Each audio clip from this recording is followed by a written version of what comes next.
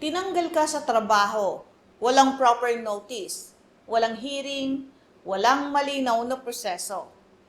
Ang tanong, illegal dismissal ba agad iyon? At kung may valid reason naman ng employer, may makukuha ka pa ba? Ito ang piniliwanag ng Supreme Court sa kasong Agabon versus National Labor Relations Commission, GR number 158693, November 17, 2004. Ako po si Atty. Claribel Lucila at ipapaliwanag ko ang batas ng malinaw, simple, totoo at para sa lahat.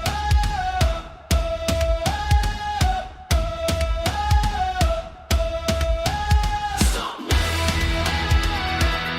2021, binago ng Korte Suprema. Sa kasong ito, sina Jenny Agabon at Virgelio Agabon ay empleyado ng Riviera Home Improvements Incorporation. Sila ay gypsum board and cornice installers. Nagtrabaho sila sa kumpanya mula January 2, 1992 hanggang February 23, 1999. Ayon sa employer, sila ay na-dismiss dahil sa abandonment of work. Sa labor law, ang abandonment is the deliberate and unjustified refusal of an employee to resume employment. Para magkaroon ng valid abandonment, kailangan ng dalawang elemento. Una, failure to report for work or absence without valid or justifiable reason. Pangalawa, clear intention to sever the employer-employee relationship. At ang mas mahalaga sa dalawang ito ay ang intent to sever employment. Hindi sapat na absent lang ang empleyado. Kailangang may malinaw na acts showing na ayaw na niyang bumalik sa trabaho. Sa Agabon case, sinabi ng employer na ang petitioners ay hindi na pumasok dahil nag-subcontract sila ng installation work sa ibang kumpanya. Ayon sa Supreme Court, ang pagtatrabaho para sa ibang kumpanya habang hindi nagre-report sa employer ay nagpapakita ng intention to sever the employment relationship. Kaya sinabi ng court na may just cause ang dismissal. Ibig sabihin, hindi illegal ang dismissal in substance. Pero dito pumasok ang mahalagang issue. Kahit may just cause, sinunod ba ng employer ang due process? Sa termination based on just cause, kailangan ang tinatawag na twin notice rule. Una, dapat may first written notice. Ito ang notice na nagsasabi kung ano ang charges or grounds for termination at nagbibigay sa empleyado ng reasonable opportunity to explain his or her side. Pangalawa, dapat may hearing or conference kung saan mabibigyan ang empleyado ng pagkakataon na sumagot, magpaliwanag, magpresenta ng ebidensya o i-rebut ang ebidensya laban sa kanya. Pangatlo, pagkatapos ng evaluation, dapat may second written notice. Ito ang notice of decision kung saan sinasabi na after due consideration, may sapat na ground to terminate employment.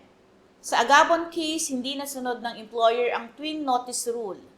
Ang depensa ng employer, wala na raw sa last known address ang employees. Kaya useless daw magpadala ng notices. Pero sinabi ng Supreme Court, hindi ito valid excuse. The law requires that notices be sent to the employee's last known address. Kaya kahit valid ang dahilan ng dismissal, may violation pa rin ng statutory due process. Ngayon, ano ang legal effect ng hindi pagpapadala ng notice sa last known address ng empleyado? Illegal dismissal ba ito agad? Ang sabi ng Supreme Court, hindi po. Kung may just cause ang dismissal pero hindi nasunod ang procedural due process, valid pa rin ang dismissal.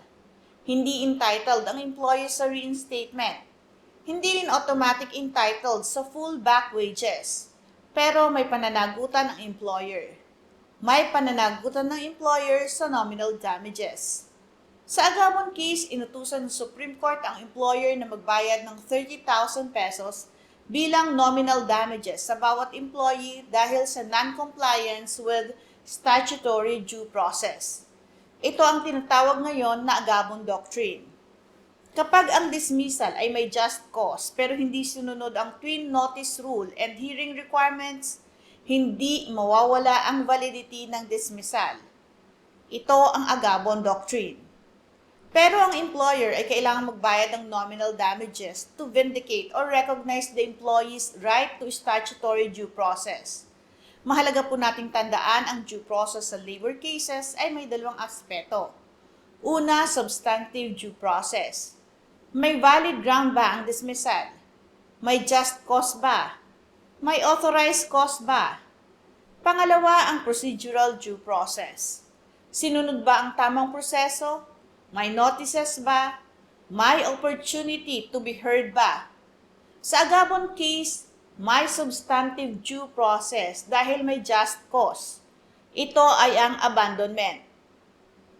Pero kulang sa procedural due process dahil hindi nasunod ang required notices. Kaya ang naging resulta, valid dismissal pero may nominal damages. Mahalaga rin ang distinction nito sa ibang cases. Kung walang just cause or authorized cause, illegal dismissal ito. Kapag illegal dismissal, possible remedies include reinstatement, full back wages, and other benefits. Pero kung may just cause, gaya ng abandonment, misconduct, fraud, gross neglect, or willful disobedience at ang problema lang ay kulang sa procedure, hindi automatic illegal dismissal. Nominal damages ang remedy. Ano ang aral para sa employees? Una, huwag isipin na dahil walang notice, automatic panalo ka na sa illegal dismissal. Kailangan pa rin tingnan kung may valid ground ang employer. Pangalawa, kung ikaw ay absent o hindi makapasok, magbigay ng notice, explanation, medical certificate, or proof ng valid reason.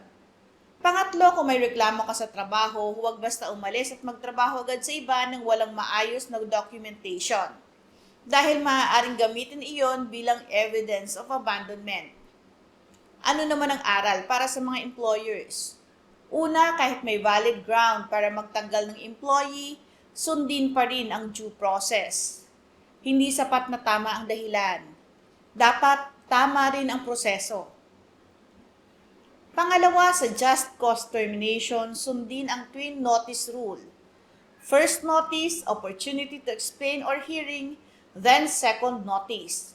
Pangatlo, ipadala ang notices sa last known address ng employee. Hindi valid excuse na useless naman o wala na siya roon.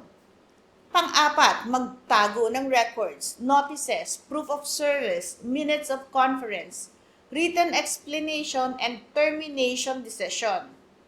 Sa madaling salita, hindi lahat ng dismissal na walang notice ay automatic illegal dismissal. Kung may just cause, valid pa rin ang dismissal. Pero kung hindi sinunod ang statutory due process, may liability ang employer for nominal damages. Sa Agabon case, 30,000 pesos ang nominal damages awarded to each employee. Kung gusto niyo ng malinaw, praktikal at tamang paliwanag ng batas, like, share, and follow our channel, Attorney Bel Lucila. Dito ang batas ay hindi lang komplikado. Ginagawa natin itong naiintindihan ng lahat. Patuloy po kayong manood, magtanong, at matuto ng tungkol sa batas. Magandang araw po, ako si Attorney Claribel Lucila.